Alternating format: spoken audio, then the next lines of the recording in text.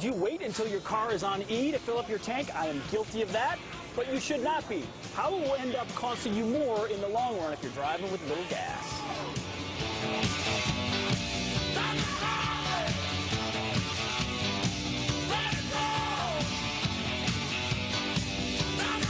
All right, thank you, Tucker. Well, it may be a pain to go to the pump, but waiting until the last minute could cause even more pain for your wallet. A brand new survey found that every year, 827,000 people ignore the car warning light. You know who you are. You see that red light?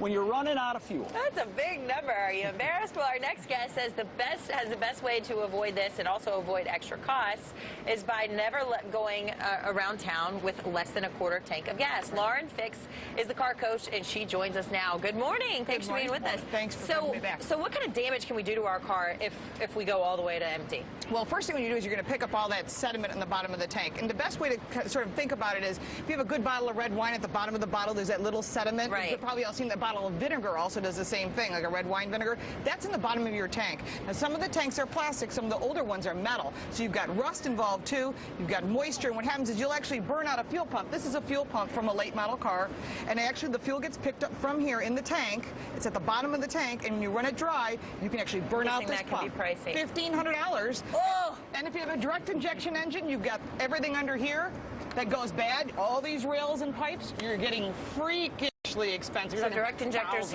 fuel line, and the fuel pump can all be absolutely straight to your wallet if you're not careful about it. Absolutely. Now, modern cars, they have the red light warning, but they also they tell you how many miles you've got left. Now, can't we just rely on that? If I know how far I am from the gas station, come on, I can make it. Yeah, right? but the thing is, running it down to empty isn't good no matter what, because you're actually causing problems with your engine. You can actually shorten the life of some very expensive components, and engines aren't certainly what they used to be, where you go, oh, no big deal, we'll just change a fuel pump.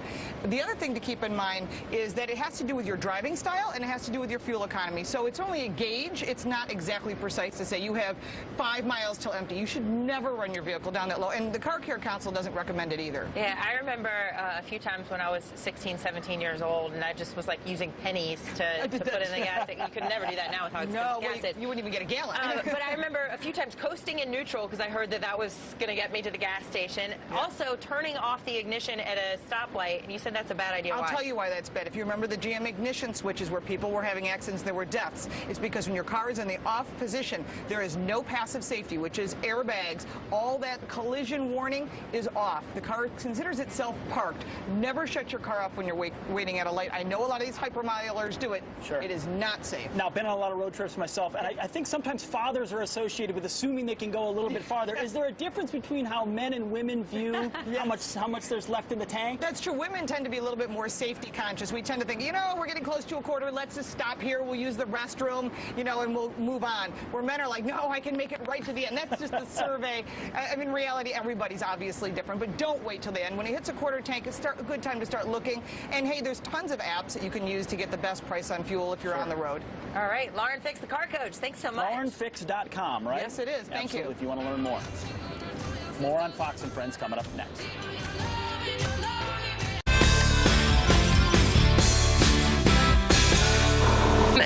So this survey that we had about when the gas light comes on, what is it that men think and what is it that women think? Women think, let's be safe and smart, let's go get the fuel in the tank, and men are like, take the challenge. It's like guys don't want to take direction, same type of thing. It's usually the challenge thing. I will tell you with my dad, it was like gas at $1.63, I see a half mile, I think that's a $61, that's a 2 cents. I'm out. I think that guys do that, right? Well, it's about saving money. When you're on a road trip, you know how that is. You're trying to save a few bucks. But I think the neat thing is that if you pay attention and you're car care aware and you do all those things that says in the owner's manual that everyone kind of blows off, the book in the glove box underneath all the napkins and ketchup packs, you go, what is that? Then no one takes the plastic off. You can save up to $1,200 a year. Really? A year? A year. Really? Because if you run out of gas, you can timeshare in Barbados for that. Exactly. I guess you could. I never thought about that. You can cause a lot of problems. I don't know where it is. It might not be. It's a little sketchy. Whatever. Yeah, it's kind of questionable. All you can eat, all inclusive. Sure. Right. But you can cause a lot of problems to your car, right? Your fuel injector, what else? Right, well, not just that. You got fuel injectors, you've got fuel rails. And think about it, when you put gas in your tank, it's in the back, right? So it's got to get from that tank to the front. How does it do that? Fuel lines, right? So you've got your fuel lines, you get your fuel pumps, and if it's direct injected, this is a multi-air, but if it's a direct injection, it goes from one pump, about 3 PSI for you techie guys, goes up to the rails, and then it splits into another fuel pump, and then from there to direct injectors. You plug an injector, you're looking at $1,500 out of the box there. I mean, if the federal government didn't force oil companies to sell crappy fake gasoline Okay, with now you're alcohol, going to I'm serious. ethanol story. Like if they You've sold opened real, up my ethanol. if they sold Pandora's real box. gasoline, Yes. we would save money. Yeah.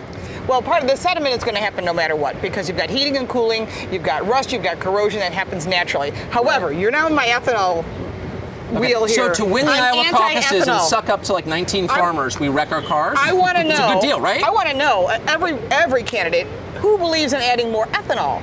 And that's a huge mistake. It may be good for farmers, but it's not good It's for bad you for and the I. environment. It's bad for your car. Well, not just that, your emission system's bad for everything, and it's 1/3 less energy per gallon. And I know there's those ethanol lovers out there, and the haters come out and force. There are no ethanol lovers out Oh, there. yes, No one there who knows are. anything about it, who's not personally profiting from Right, it, is for it. exactly, and that's the problem. And I know. those are the ones that come out and they start yelling at you. But the truth is, ethanol is bad for you. You were a star. I love this.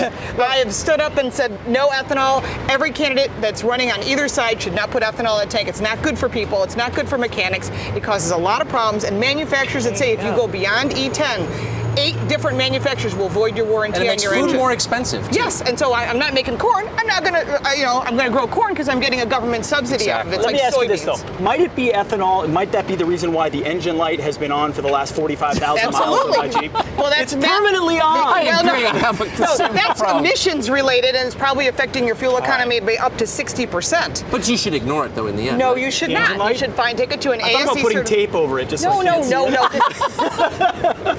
What it is the check engine light is usually with engine or emissions problems, and the more you ignore it, it's like a brake problem. You hear a little squeal and you go, I'll get to that. Now that $200 brake job is a $2,000 brake happened job. to me.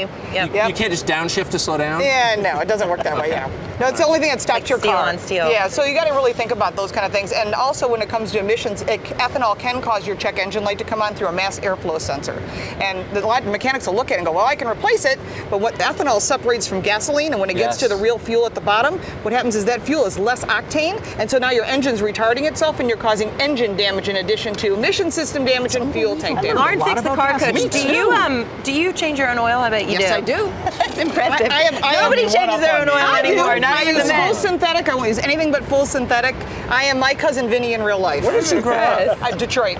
But I'm The Motor City. All right. wife got me But I'm Detroit. a She New doesn't Yorker do now. all I'm this a New Yorker. stuff. I split my time between Buffalo and New York City. That's great. Lauren, It was thank great to have you you. on. Thank you. It's Yeah. great to see you. Thank you. Bye, everybody. Back tomorrow. You're just happy she called you a techie guy, right?